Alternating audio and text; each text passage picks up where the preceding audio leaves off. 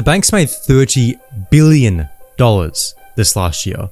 30 billion. And you know what that's off the back of?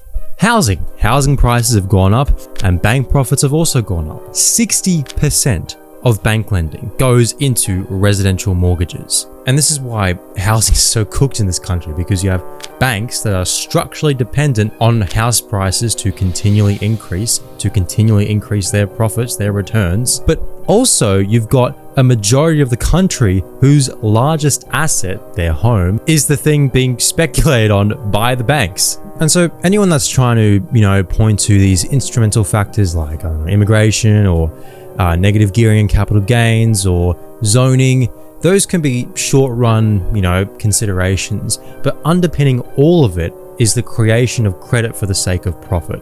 And we've kind of built a trap for ourselves where the majority of the financial system, the biggest shareholders in the ASX, they're all the banks, and guess what the banks depend on structurally to maintain their profits?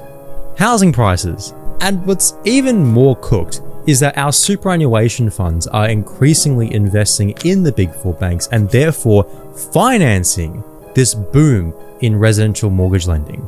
And financial analysts for the past few years have also been concerned about this growth in superannuation investment in the big four banks, because tying our retirements to performance in the housing market just seems silly. So it's actually cooked in three different ways. We've got banks, which are structurally dependent on house price growth.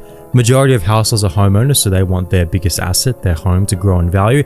And now our retirement, our super funds, are increasingly structurally dependent on banks lending to households to buy up more property. But at least you can put down a 5% deposit, and when it all comes crashing down, you'll be incredibly at risk, but who cares?